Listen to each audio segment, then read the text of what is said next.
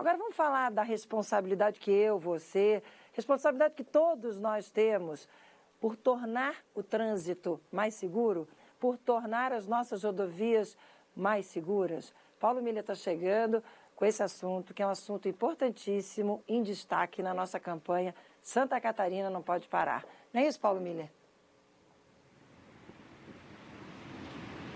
Isso mesmo, né, Márcia? A gente está abordando agora, nessa etapa da campanha, né, uma campanha da Fiesc, uma iniciativa da Fiesc em parceria com o Grupo ND, a questão da conscientização e a educação no trânsito, especialmente nas nossas rodovias, nas nossas BRs. Hoje, por exemplo, num dia de chuva, né, a situação de perigo aumenta ainda mais, né, porque a gente já tem os riscos inerentes da rodovia, de falta de estrutura, de uma falta de sinalização, e com a chuva, né, tudo fica ainda pior. Mas hoje a gente vai falar da questão dos motociclistas.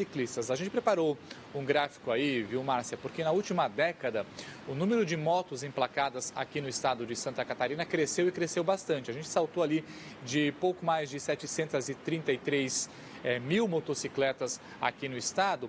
Para este ano, dados até foram compilados pela Senatran, que é a Secretaria Nacional de Trânsito, até abril desse ano, para mais de 955 mil, ou seja, um crescimento de 30% na frota de motocicletas. E com mais motos circulando na rua, né, esse que é um veículo mais frágil, por exemplo, que um carro, que um caminhão, porque é um veículo menor, né, então acaba tendo mais vulnerabilidade, aumenta também o risco de acidentes. E Santa Catarina está liderando o ranking de acidentes com motos. E aí a gente tem muitas histórias para contar e exemplos de superação que valem ser compartilhados aí com os telespectadores, para a gente também colocar a mão da consciência e mudar um pouco essa realidade.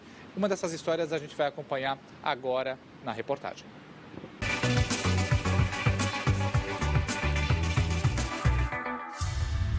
Lembro que eu saí contente de casa, né? Feliz, brincando com a família. Num segundo, tudo mudou, né?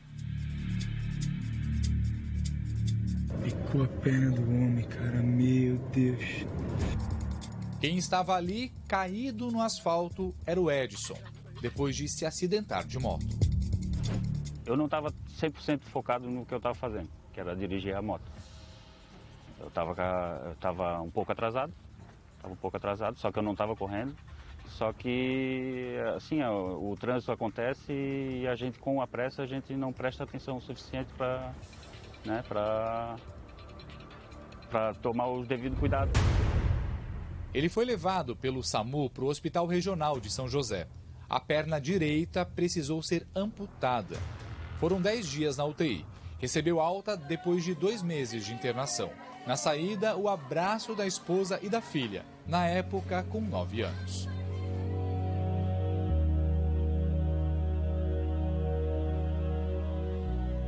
Fui eu que atendi o telefone na hora que ele sofreu o acidente, né? Daí era uma moça falando que queria falar com a minha mãe, daí eu passei pra ela. E daí na hora ela falou, atendeu o telefone e falou, o teu pai sofreu um acidente. Eu já sabia que era um acidente grave. Daí eu percebi que a nossa vida ia mudar, não ia mais ser a mesma. Mudou. E ela não podia me ver, devido à idade dela, ela não podia fazer as visitas que eu recebia diariamente, ela não podia, né? E ela me dava força de melhorar, de fazer tudo que tinha que fazer no hospital para viver, né? Para criar ela, para educar.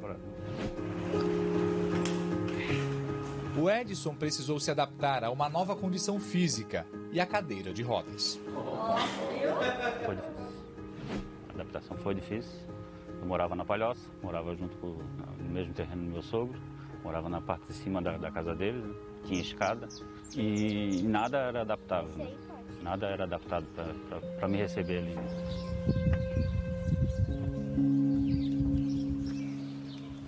Em 2021, Santa Catarina liderou o ranking no país em acidentes com motos nas rodovias federais e ficou em primeiro lugar em número de feridos e em sexto em número de mortes em decorrência desse tipo de acidente. Toda essa demanda acaba sendo atendida na porta das emergências dos hospitais. E o que os médicos têm percebido nos últimos anos é que cada vez mais jovens têm se envolvido nesses acidentes.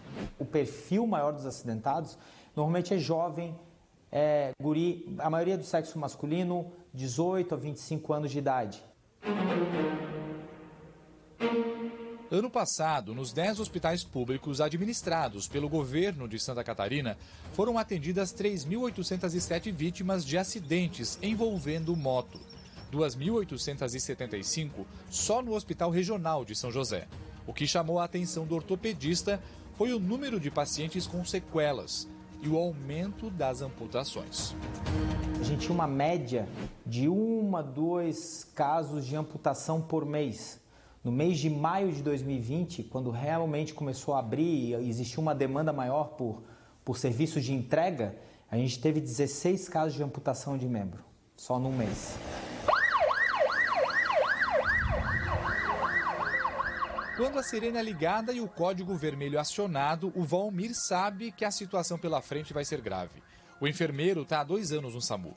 2 meses atrás, um acidente com um motociclista ficou marcado na memória dele. Chegando no local, na abordagem primária, a gente observou que essa vítima era o piloto da moto, porém ele tinha uma prótese na perna esquerda que tinha separado do corpo e estava longe. Ele tinha um braço esquerdo atrofiado, que não tinha força preservada e nem movimentos, bem restritos os movimentos. O braço direito ele tinha amputado nessa cena, aproximadamente aqui, proximal de antebraço. A vítima sobreviveu, mas nem sempre os socorristas conseguem ser porta-vozes de boas notícias. A gente ali faz tudo que é possível, mas às vezes o resultado não é positivo esperado, né? E lógico que a gente também sente, né? Porque eu, como sou pai também, tenho filha, né, jovem. Para quem está na linha de frente dos atendimentos, a realidade das ruas e estradas ainda choca. Nós nos deparamos com vítimas graves, normalmente vítimas jovens, e que ficam aí com sequelas definitivas em sua boa parte das vezes. E nós estamos sempre prontos para atender, mas a conscientização da população é fundamental, né, para que isso se reduza ao longo dos anos e não venha aumentando como está acontecendo. Eles não calculam os riscos. A Márcia trabalha com motoristas que tentam superar o medo de dirigir. Ela acredita que enquanto a sociedade não mudar a postura, o trânsito vai continuar sendo um barril de pólvora, pronto para explodir ainda mais. O motorista não controla tudo. Ele pode achar que controla o carro dele, mas ele não controla fatores climáticos, condições adversas, o comportamento do outro motorista, uma falha estrutural ou de sinalização na rodovia. Então a gente tem que dirigir se antecipando a todos os riscos e não sendo mais um risco em meio a tantos que já temos. Na época do acidente, o Edson estava com 40 anos. Pilotava moto desde os 20. Era motorista de ônibus. Por causa da batida, foi aposentado por invalidez. Ele tem um veículo adaptado para se locomover. No paradesporto, especialmente na handbike, encontrou a motivação para seguir em frente. E agora enxerga o trânsito com outros olhos. Eu sobrevivi, né? Sobrevivi ao acidente e hoje eu estou aqui para contar a história, né? Eu queria dizer para as pessoas, né? Para eles não prestar atenção no trânsito, para ter mais calma. Hoje eu tenho muito mais calma no trânsito. Um olhar onde a vida passou a ser ainda mais valiosa.